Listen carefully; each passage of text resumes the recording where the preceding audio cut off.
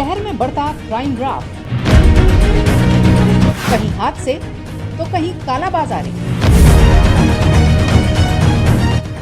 सड़कों पर जमा पानी या बिजली कटौती, इन सब से जूझता आम नागरिक या फिर गद्दी पर बैठे नेता। कौन है बेहाल, क्या है हाल, सब कुछ देखिए मुद्दे जनता के में, सिर्फ वी न्यूज पर। गुरुग्राम के पॉश सेक्टर में गिने जाने वाला सेक्टर 14, जहां लोगों को काफी परेशानियों का सामना उठाना पड़ता है। जी हां, यहां के मकान जितने बड़े हैं उतनी ही बड़ी है यहां की परेशानियां। और ऐसे ही परेशानियों को आपके सामने लाने के लिए आज वी न्यूज की टीम पहुंची है सेक्टर 14, जहां हमने जाना कि कई सालों से वहां रहने वाले लोगों को किस कदर तमाम मुश्किलों का सामना करना पड़ रहा है। जब हमने वहां के लोगों से बात की तो उन्होंने बताया कि सेक्टर के अंदर अभी तक कोई RWA नहीं बनाई गई। कोरोना काल में बाजारों में लोगों की भीड़ इकट्ठा होती है, जिसको लेकर प्रशासन गंभीर नहीं है। और क्या कुछ कहना है लोगों का, आप भी सुनिए। नमस्कार, मैं आपके साथ संध्या बिस्ट। वी न्यूज़ आप देख रहे हैं। जैसे कि हम धरातल की जो खबरें होती हैं उन्हें प्रमुखता से दिखाता है वी न्यूज़, और आज मैं पहुंच चुकी हूं सेक्टर 14, जहां पर तमाम मुद्दे हैं और तमाम समस्याएं हैं जिससे यहां के लोग जूझ रहे हैं। आखिर वो कौन से मुद्दे हैं मैं आपको बताऊंगी। कई लोग हमारे साथ यहां पर मौजूद हैं और उनसे जानूंगी कि आखिर क्या कुछ मुद्दे हैं, किस तरीके से इन मुद्दों को देखा जा रहा है और आखिर इन मुद्दों को लेकर किस तरीके से काम किया जाएगा। यहाँ पर इस वक्त मेरे साथ मौजूद हैं RWA के पूर्व अध्यक्ष। उनसे जानेंगे कि आखिर वो किस तरीके से, दिनेश जी, क्या मुद्दे हैं, किस तरीके से काम किया जाना चाहिए। मेन मुद्दा तो सबसे पहले हमारे सेक्टर का ये है कि यहाँ कोई RWA नाम की अभी कोई चीज़ है ही नहीं, जिस वजह से सेक्टर का जो इतना बंटा धार हो रखा है कि जगह जगह गंदगी के ढेर लगे हुए हैं।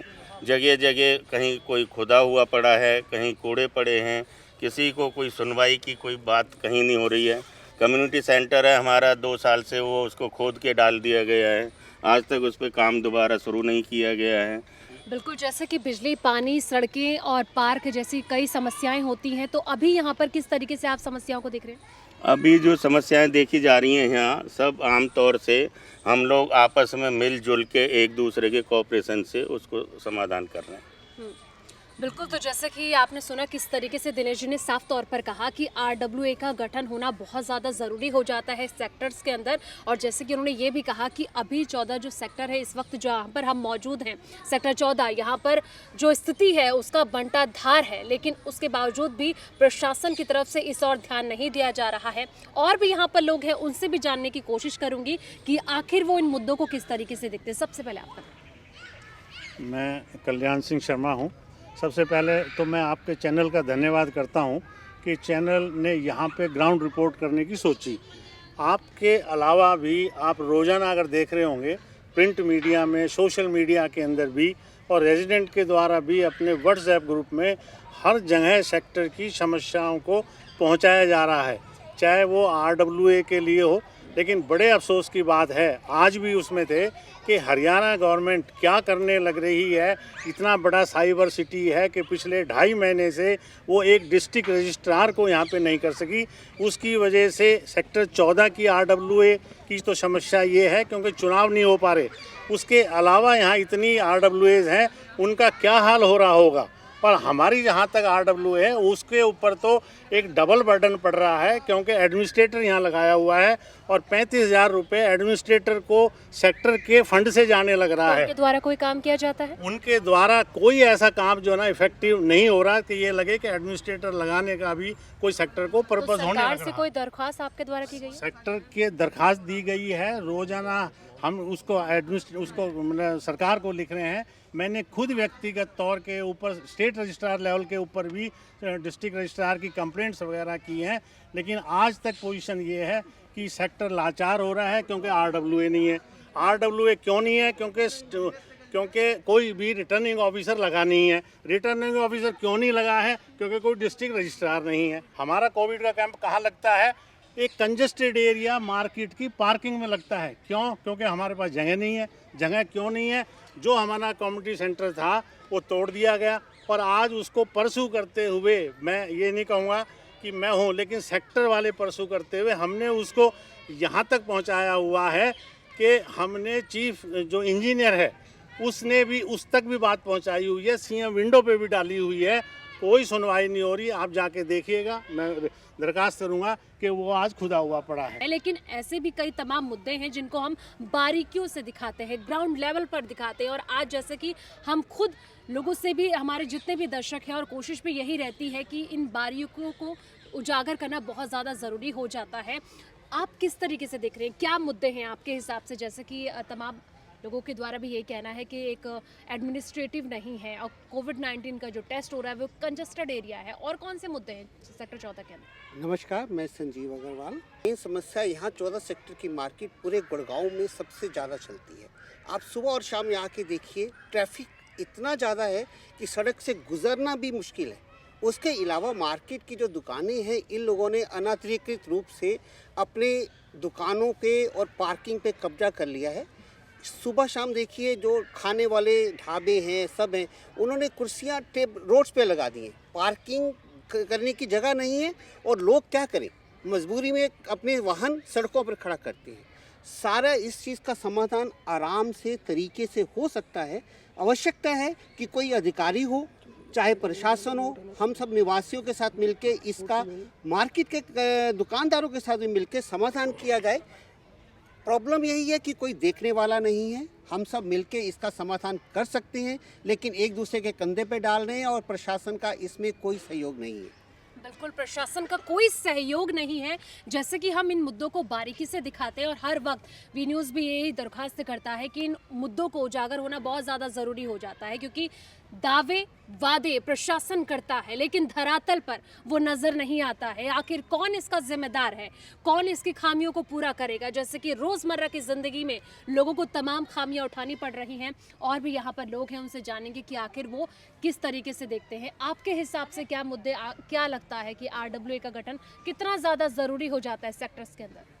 ऐसा है, मेरा नाम BD पाहूजा है, और मैं 1996 में यहाँ सेक्टर में आया था। एक टाइम था 8 साल तक कि गुड़गांव के अंदर यही एक सेक्टर था जिसको लोग कहते थे कि हमने सेक्टर 14 में जाना है, और टाइम्स ऑफ इंडिया ग्रुप ने हमारे सेक्टर को 2 बार पूरे डिस्ट्रिक्ट में, पूरे गुड़गांव डिस्ट्रिक्ट के अंदर नंबर 1 घोषित किया था, मेंटेनेंस के अंदर, ब्यूटी के अंदर।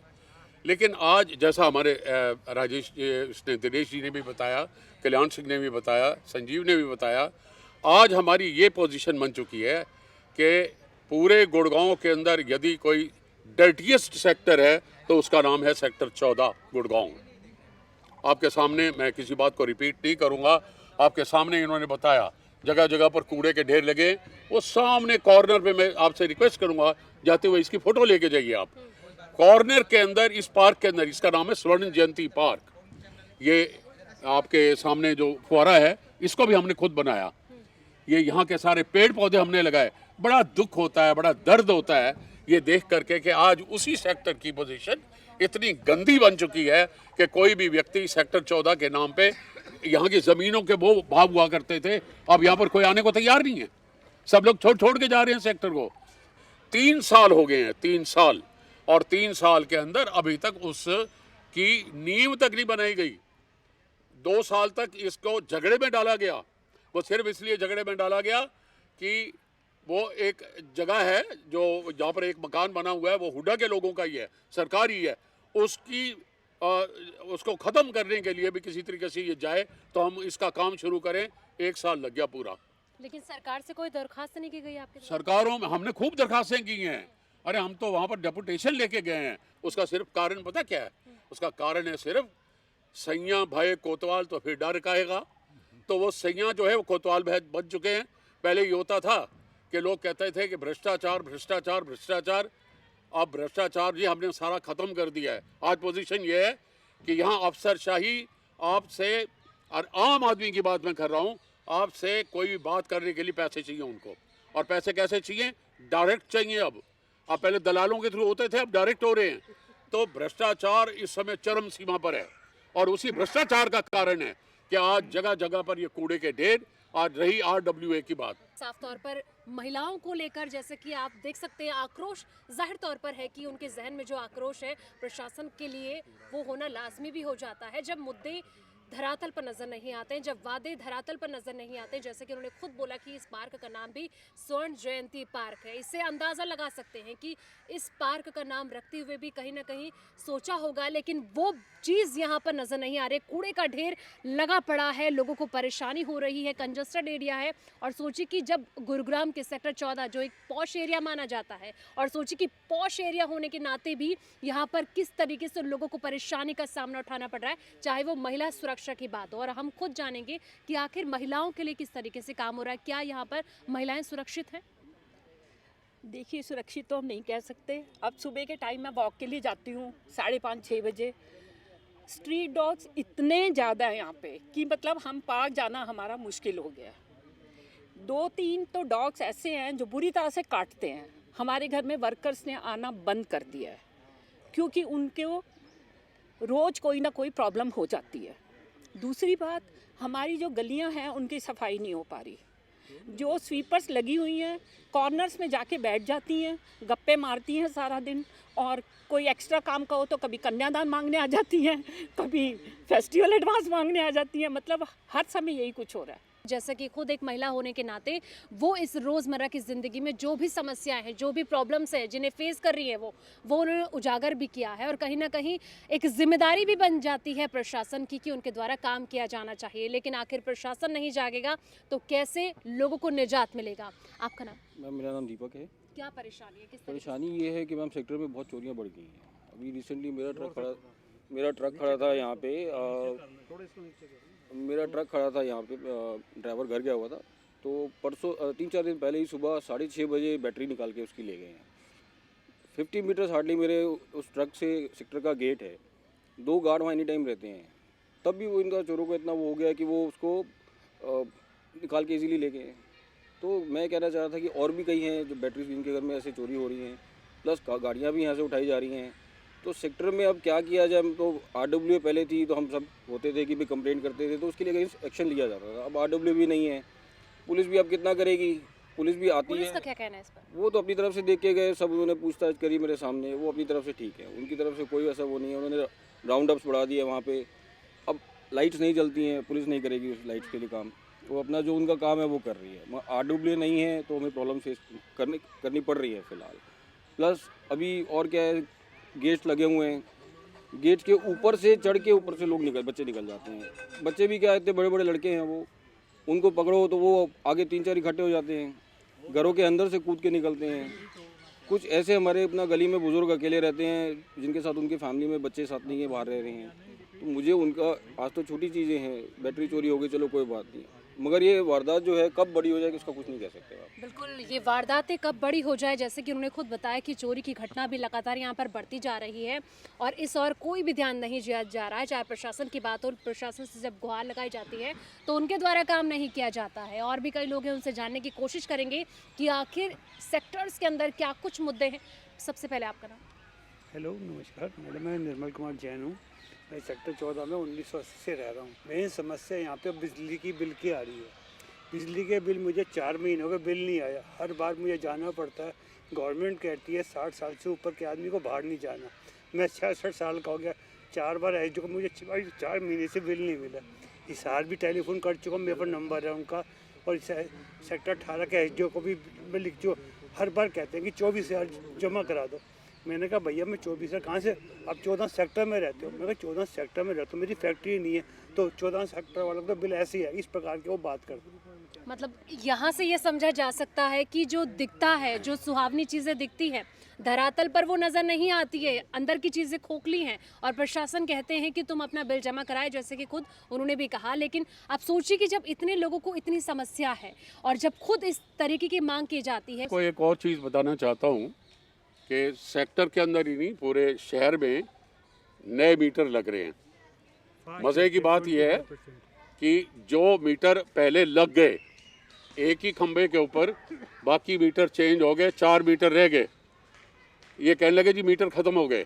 दूसरी जगह पे काम हो रहा है, वो मीटर एज इट इज़ है, और जो बिल आ रहे हैं अब वो पुराने मीटर्स के भी और नए मीटर्स के भी, वो दोनों को मिला करके पता ये लगता है कि पहले तो वो बिल ही नहीं पहुंचते। अगर वो बिल पहुंचते हैं तो उनकी हालात ये होती है कि इतना ज़बरदस्त बिल होते हैं, उनका आप कोई अंदाज़ा नहीं लगा सकते। हालांकि इलेक्ट्रिसिटी डिपार्टमेंट ने ये कह रखा है कि हम मीटिंग्स करते हैं, जिसको बुलाते हैं, एक्सीएन आता है। बिल्कुल ग्राउंड पे कोई रिजल्ट नहीं आता है, लेकिन आखिर क्यों, जब इतने सालों से ये आम नागरिक यहाँ पर रह रहे हैं और कहा भी जाता है कि सेक्टर 14 एक पॉश एरिया माना जाता है, लेकिन प्रशासन कब तक पल्ला झाड़ेगा? कब तक उनके पास इस तरीके से गुहार लगती जाएंगी? कब तक एक के बाद एक एप्लीकेशन जाती रहेंगी? जैसे कि स्मार्ट सिटी है, गुरुग्राम को स्मार्ट सिटी का नाम भी दिया गया है और स्मार्ट मीटर भी लगाए गए हैं, लेकिन जिस तरीके से लोगों की समस्याएं हैं और वो लगातार बढ़ती जा रही हैं, और सेक्टर 14 में भी आज हम जैसे पहुंचे हैं, आपने सभी लोगों की बातें को गहनता से सुना और जिस तरीके से आक्रोश उनके चेहरे पे, उनकी बातों पे साफ तौर पर नज़र आ रहा था, और ये भी समझा जा रहा है कि इतने सालों से जिस तरीके की समस्याएं, जिस तरीके की परेशानी वो उठा रहे हैं, जाहिर तौर पर है कि उनके द्वारा गुहार भी प्रशासन को लगाई जाती है, सरकार तक उनकी बातें पहुंचती है, लेकिन काम नहीं होता है। इसका जिम्मेदार कौन? और ऐसे ही हम वी न्यूज़ लगातार जो ग्राउंड लेवल की रिपोर्ट होती है वो सबसे पहले आप तक पहुंचाता है। ऐसे ही तमाम अपडेट्स के लिए देखते रहिए वी न्यूज़।